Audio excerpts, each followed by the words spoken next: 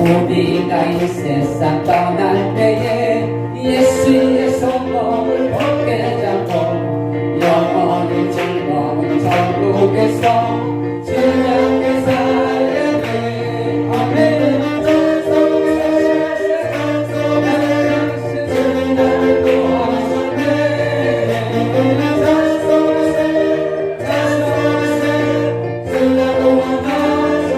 나 지금 예수님 사랑하면서 주님께 즐거웠다.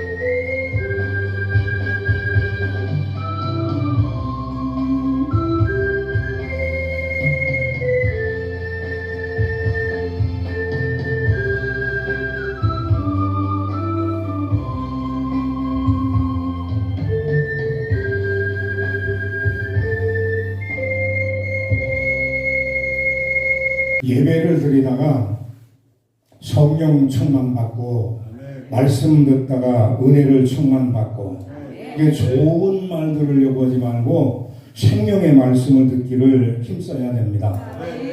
저한테 늘 가까이 있는 우리 아내가 또 저를 아는 많은 사람들 가운데도 그런 얘기를 하는 분들이 있어요. 뭐냐면 설교를 재밌게 하라는 거예요.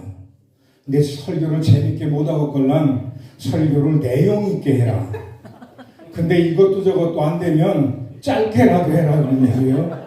근데 오늘 저는 세 가지가 다 안 될 것 같아요.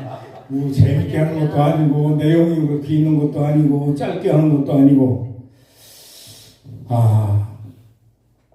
많은 사람들이 하나님의 음성 듣기를 원해요. 그런데 하나님이 선포하신 계시인 성경 말씀을 읽는 데는 상당히 게을러요. 하나님의 음성 듣기를 원한다면서 하나님의 계시의 말씀을 집중하지 못한다고 하는 건 아이러니한 거잖아요.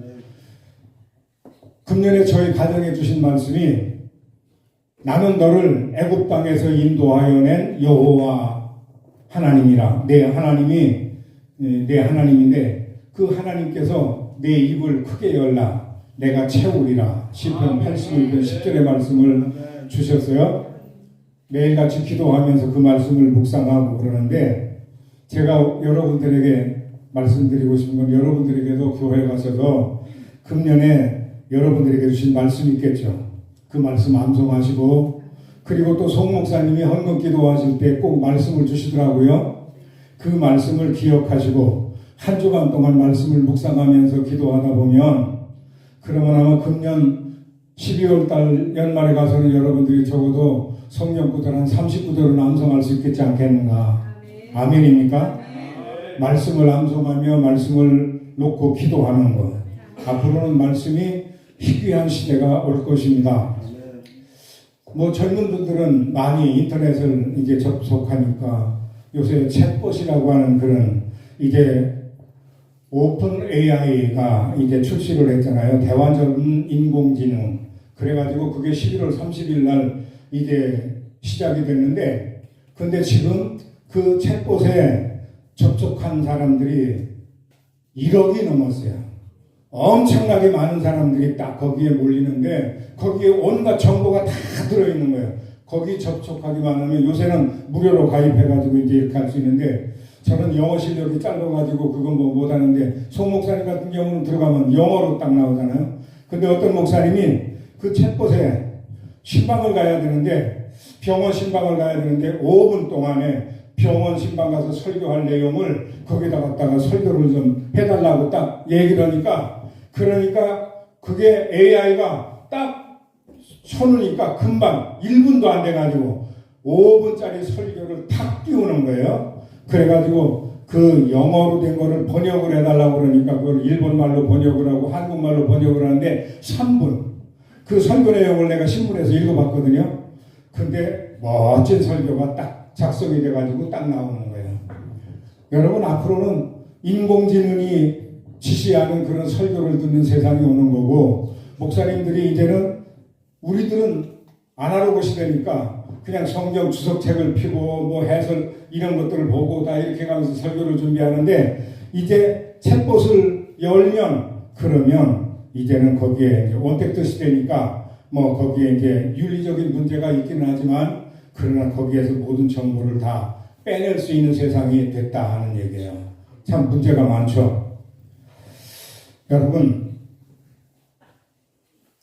이솝 우화 가운데 사자하고 나비하고 여우가 함께 사냥을 갔어요. 그 사냥에서 얻은 것들을 들어놓고 사자가 나비에게 분배를 맡기면서 이렇게 말합니다. 내가 너한테 이걸 나눌 수 있는 권한을 줄 테니까 내가 좀 공평하게 좀 나눠봐라. 그래서 나비는 사자의 말을 고지고대로 듣고 똑같이 세 등분을 했어요. 덜하지도 않고 더하지도 않고 똑같이 나눴어요. 그러자 그것을 가만히 보고 있던 사자가 버럭 화를 내는 거예요. 아, 이놈아, 사냥할 때는 내가 제일 많이 애썼는데 이게 뭐냐? 그리고는 나비를 잡아먹어 버렸어요. 이제 사자하고 여우만 남잖아요. 사자가 여우에게 얘기합니다. 여우야, 이번에는 네가 좀 한번 공평하게 좀 분배를 해봐라. 그래, 여우는 어떻게 했을까? 사냥에서도 얻은 것 중에서 90%는 사자에게 다 돌리고, 그리고 자기한테는 10%만 가졌어요. 그랬더니 그것을 보고 사자가 아주 흐뭇하게 여기면서 너는 어떻게 이런 생각을 했냐? 그렇게 칭찬을 했어요. 그랬더니 여우가 하는 말이, 예, 나귀가 죽는 걸 보고 그렇게 생각을 했습니다. 우리가 보기에는 불공평한 분배처럼 보였지만 여우는 하나밖에 없는 생명을 지키기 위해서 가장 값진 지혜를 발휘한 거죠. 요즘 꽃값이 굉장히 비싸요. 연료값도 오르고 그래가지고 꽃값이 30% 이상 올랐다고 그래요. 이게 꽃집에 가면 생화도 있고 조화도 있어요. 언뜻 봐서는 조화인지 생화인지 구별하기 어려울 정도로. 그런데 생화와 조화를 결정짓는 것은 겉모양이 아니고, 여러분, 조화는 결코 생화일 수 없잖아요. 그게 뭐냐면 생화는 그 속에 생명을 가지고 있잖아요. 조화는 생명이 없는 거고 생명력이라고 하는 거죠. 최근 5년 동안 우리 한국에 또는 외국 영화를 포함해서 보면 드라마 속에, 영화 속에 기독교인들을 빌런으로, 악당으로 그렇게 많이 등장을 해요. 연속극 같은 데서 보면 예수 믿는 권사님 어머니가, 시어머니가 며느리를 못 살게 군다든지 기독교인들이 하여튼 못된 짓을 하는 빌런으로 그렇게 막 그려내는 거예요. 왜 그런가? 대중들에게 기독교가 부정적으로 비춰진 것들이 많고, 또 교회에 대한 그런 실망감이 많다 보니까, 그러니까 막 교회를 막 까대는 거예요. 교인들을 막 까대는 거잖아요. 왜 그럴까? 그거는 우리 교회의 성도들인 우리들에게 책임이 많다고 하는 거죠. 성도들의 정체성을 결정하는 게 뭐냐면 생명력이잖아요. 생명력, 아이덴티티. 내가 정말 이게 정체성이 뭐냐 하는 거죠. 내가 기독교인의 정체성을 갖고 살아야 되는데, 이건 세상 사람인지 예수 믿는 사람인지 그냥 여기 가면 세상 사람 같고, 교회 오면 교인 같고, 그런 사람들이 너무 많은 거예요. 우리가 구원받고 하나님의 자녀가 됐다는 증거는 겉으로 드러나는, 성경책을 품에 안고 예배당에 나오고 앉아서 예배를 드리는 그런 외형적인 모습 속에 있는 게 아니라 우리의 속사람, 거듭난 새 생명에 달려있다고 하는 사실입니다. 시각장애를 가진 소년이 여언을 만들어서 여언을 알리고 있었어요. 아주 짓궂은 사람이 그 소년한테 가가지고 얘기합니다. 야야, 내 여언은 어디 있냐? 너 볼 수 없으니까 여언이 뭐 어디가 있는지 떨어졌는지 어쩐지 알 수 없지 않냐? 어디로 날아가 버린지도 모르지? 그러니까 이 시각장애 소년이 말하기를, 제가 만든 여언은, 지금 날리고 있는 여언은 하늘에 높이 떠 있어요. 그러니까 너 눈도 안 보이는데 어떻게 알 수 있어? 그렇게 얘기하니까 대답하기를, 내 눈은 안 보여도 지금 손에 잡은 연줄이 팽팽하게 당겨지면 내 여언은 하늘 높이 떠 있는 거예요. 여러분, 눈이 안 보여도 잡고 있는 연줄로 여언이 날고 있음을 느끼는 것처럼 우리가 믿음의 줄을 잡고 있는 한 반드시 하나님의 역사를 보게 될 줄로 믿습니다. 여러분, 눈에 안 보인다고, 귀에 아무 소리 안 들린다고 그런 실망할 거 없어요. 내가 믿음을 가지고 있으면 반드시 응답은 오는 거예요. 저를 포함해서 많은 사람들이 하나님과 거래하고 흥정하는 믿음의 수준에 머물러 있을 때가 얼마나 많은지 모릅니다. 예를 들면, 하나님, 내가 이만큼 기도했으면 이제 하나님도 나한테 뭐 좀 복을 주셔야 될 거 아니에요? 내가 그렇게 그냥 열심히 금식하고 충성하고 헌신했으면, 아니 하나님도 좀 나한테 뭐 해줘야 되는데 뭐 하고 있는 거예요 지금? 믿음의 대상은 하나님이시고 참된 믿음은 하나님이 꿈쩍도 안 하시는 것 같아도 여전히 하나님을 신뢰하는 거고요. 기도의 응답이나 징조가 없어도 여전히 기도 시간만 되면 기도의 자리로 나아가는 것입니다. 그게 바로 거래하지 않는 믿음이거든요. 어떤 경우에도 하나님이 하신 일들을 인정을 하는 거예요. 그리고 앞으로 하나님이 하실 일들을 기대하는 거예요. 여러분, 우리가 신앙생활을 하면서 나와 함께 하시고 나를 바라보시는 하나님을 경외함으로 다른 데 마음을 빼앗기지 않고, 그리고 다른 곳에 한눈 팔지 않는 믿음, 그런 순결한 믿음을 가지시길 주의 이름으로 축복합니다. 하나님 때문에 하나님 믿는 거고요. 하나님 때문에 기도하는 거예요. 기도 응답 자체보다는 바로 중요한 게 뭐냐면 기도의 대상이거든요. 우리의 기도의 대상은 하나님이어야 하는 거고요. 세상의 모든 사람들이 다 기도한다고 그래요. 부처 앞에 가서도 기도한다고 그러고, 뭐 고목남파 앞에 가서도 기도하고 빈다고 그러고 다 그러잖아요. 기도의 대상이 누구냐 하는 것이 굉장히 중요한데, 여러분, 우리가 기도의 목적은 응답이 아니고, 우리는 응답받기 위해서 기도한다고 하지만 더 중요한 건 뭐냐면 기도를 통해서 하나님과 사귀는 거예요. 믿음의 궁극적인 목적이 뭐냐면 이 땅에서 사는 동안에 잘 사는 것만이 아니고 영혼이 잘 되는 거, 그리고 천국 가는 거예요. 궁극적으로. 하나님은 사람과 대화하시고자 할 때 반드시 어떤 시그널, 어떤 사건을 앞세우는 거예요. 그 사건, 내게 어떤 하나님께서 어떤 시그널을 보낼 때는 하나님께서 나와 함께 대화하기를 원하시는 거예요.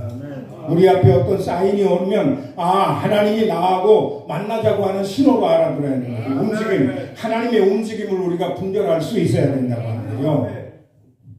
우리는 문제 때문에 하나님을 찾아요. 평안할 땐 기도 안 하다가 문제가 생기면 하나님 앞에 나와서 기도하는데, 하나님께서는 우리가 문제를 통해서 하나님을 찾기를 원하시는 거예요. 우리는 가시밭길 가는 것보다는 꽃길 가는 걸 선호하죠. 그런데 꽃향기 가운데 가시나무 꽃향기 같이 인간에게 정말 기분 좋게 하는 향기 드물어요. 아카시아 향기, 장미꽃 향기 얼마나 좋습니까? 시냇물이 쫄쫄쫄 흐른다고 그러잖아요. 그런데 시냇물이 흐르는 그 시내에 돌멩이가 없으면, 장애물이 없으면 쫄쫄쫄 시냇물 흘러가는 소리가 안 들리는 거예요. 고난은,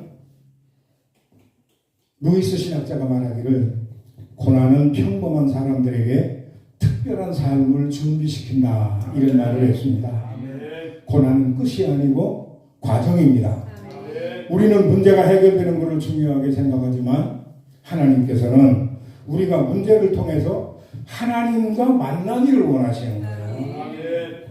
상황이 더 안 좋아질 때로, 앞이 캄캄해서 안 보일지라도, 내 건강이 점점 더 나빠지고 안 좋아진다고 하더라도 여전히 하나님을 신뢰하고 여전히 기도의 자리로 나아가는 믿음이 되시길 주의 이름으로 축복합니다. 여러분, 우리가 신앙생활하면서 이것은 꼭 명심해야 되는 거예요. 한 율법사가 예수님에게 와서 질문했습니다. 율법의 계명 중에 어느 게 큰 계명입니까? 가장 큰 계명이 뭐요? 예수님이 말씀하셨어요. 너의 마음을 다하고 목숨을 다하고 뜻을 다하여 주 너희 하나님을 사랑하라 하셨으니 이것이 크고 첫째 되는 계명이요 둘째도 그와 같으니 내 이웃을 내 자신같이 사랑하라 하셨으니 이 두 계명이 온 율법과 선지자의 강령이니라. 마태는 둘째 계명을 첫째 계명과 동등한 위치에 딱 놓았어요. 이 말은 뭐냐면 첫째 계명을 진지하게 받아들이는 것은 필연적으로 반드시 둘째 계명을 실천하고 확증하도록 작용한다고 하는 거예요. 하나님을 사랑의 대상으로 믿는 사람은 이웃에 대해서 반드시 사랑을 해야 된다고 하는 거예요. 그걸 요구하고 있는 거예요. 성경은 사랑이라고 하는 울타리를 넓게 쳐나가는 거죠. 생각이 다르고 모습이 다르고 신분이 다른 그 사람들 너머까지 울타리를 넓게 쳐가는 거예요. 자꾸 내 울타리를 넓히 쳐라. 마음의 울타리를 넓게 치면 칠수록 이해와 화해와 사랑과 평화의 지경이 점점 넓어져 가는 거예요. 그러면 여러분들이 가는 곳마다 사람들이 환영을 하게 되는 거예요. 우리가 밟는 땅을 우리에게 주신다고 하는 의미는 여러 가지 하나님께서 축복하셔서 내 지경을 넓혀준다는 의미도 있지만 모든 사람에게 여러분들이 환영받는 인물이 된다고 하는 거예요.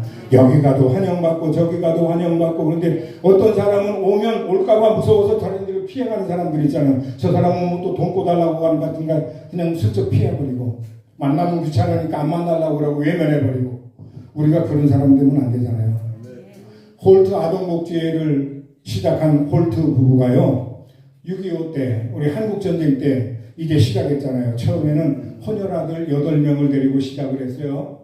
그런데 전쟁 때니까 고아들이 많잖아요. 전쟁 고아로 막 이게 그 아이들이 너무 불쌍해서 이제 좀 건강한 아이들은 이제 입양시키는 거죠. 양부모를 만나서 이렇게 보내기도 하고 이러면서 이제 몸이 이제 좀 병원에 가서 치료받으면 나을 것 같은 애들은 병원에 입원시키고, 그것도 저것도 아니고 너무 상태가 나빠가지고 얘 오래 못 살 것 같은 아이는 직접 자기 집에 데려다가 이제 가지고 이제 자기 집에서 데리고 이제 간병을 하고 그들을 이제 지켜주는 거예요. 마지막을 내가 지켜줘야 되겠다.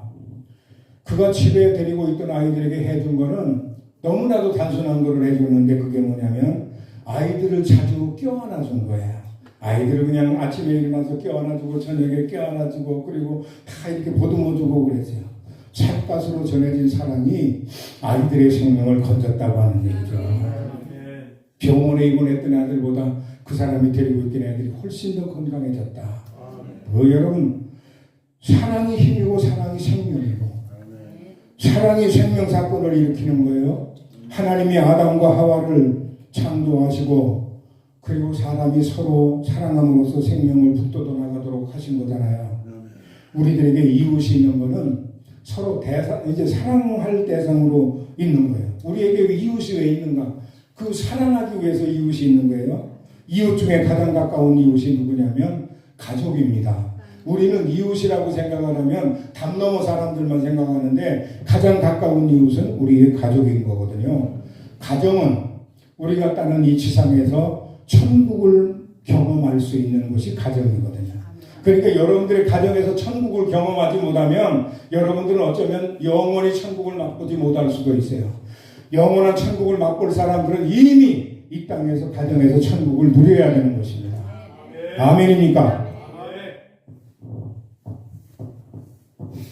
어머니는 살아서는 서푼이고 죽으면 만냥이라고 하는 말이 있어요. 자식들 먼저 생기느라고 자신은 돌보지 못한 어머니가 철없던 시절에는 초라하게 보이지만 어머니가 떠난 후에는 값을 매길 수 없는 매우 귀한 분이었다라고 하는 것을 알게 되는 거죠. 어머니는 한 가정을 하나님 다음으로 창조하고 그리고 그 가정을 유지해가는 거예요. 어머니의 손길에 의해서 자녀들은 튼튼하게 자라고 그리고 강한 어른으로 이렇게 거듭나는 거잖아요. 예수님은 별명이 하나 있었어요. 세리와 죄인의 친구라고 하는 별명을 갖고 있었는데 예수님은 모든 이의 친구가 되기 위해서 이 땅에 오셨어요. 초대교회는 예수님만 생각하면 행복했어요.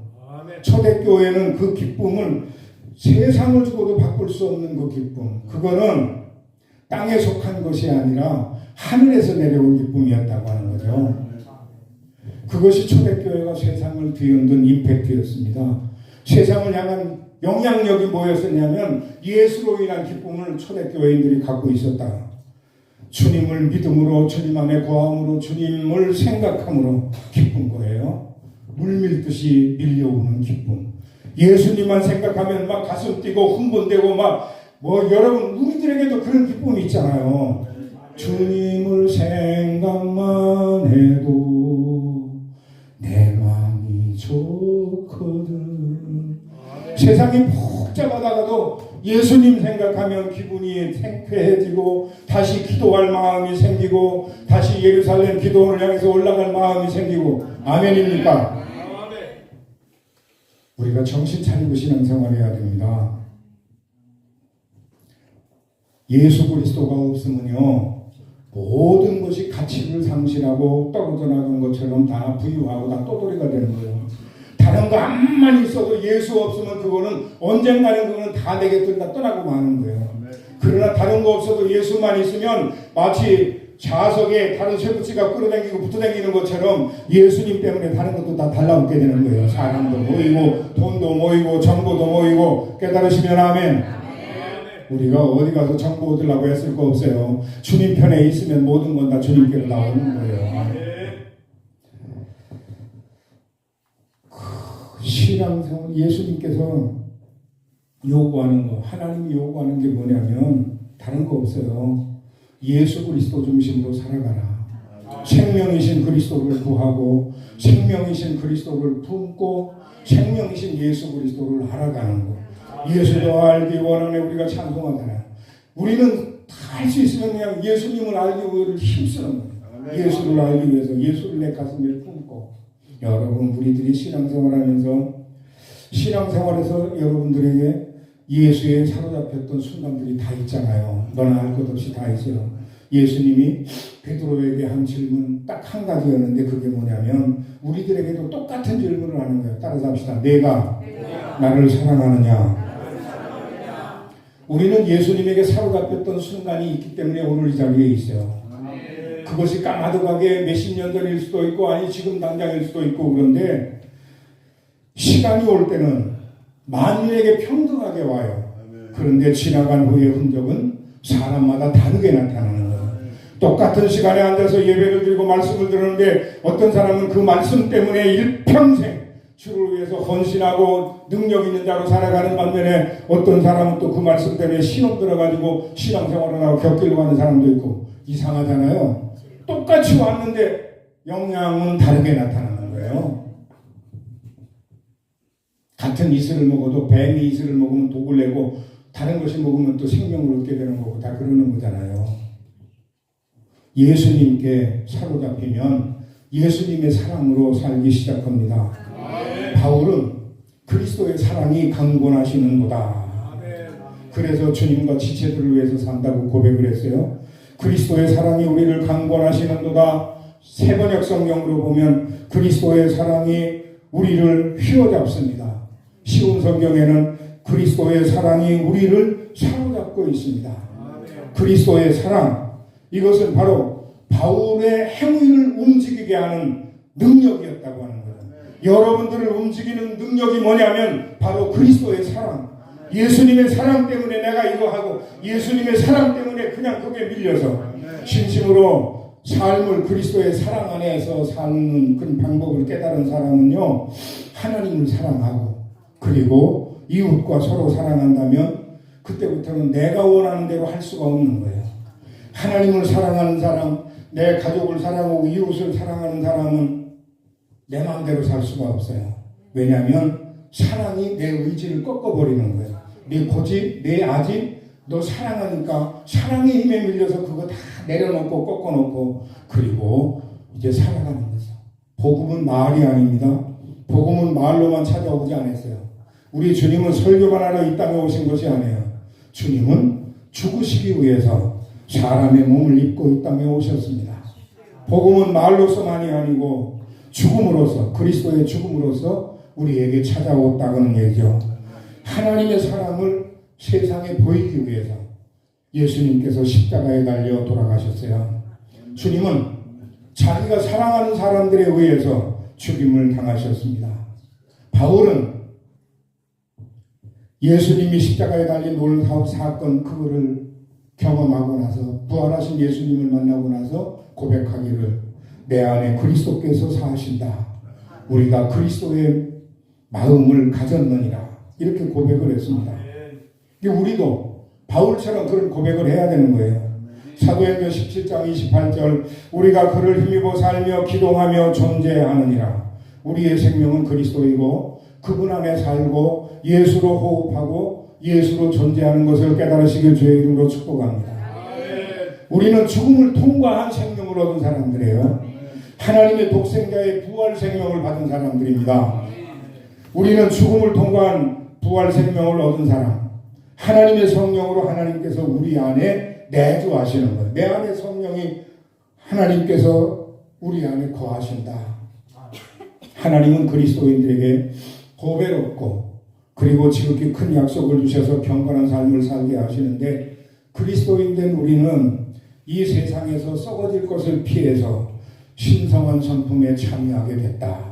베드로 사도는 베드로후서 1장 4절에서 말씀을 합니다. 성령에 의해서 그리스도를 우리의 삶에 실제가 되게 하셨다. 신앙은 반응입니다.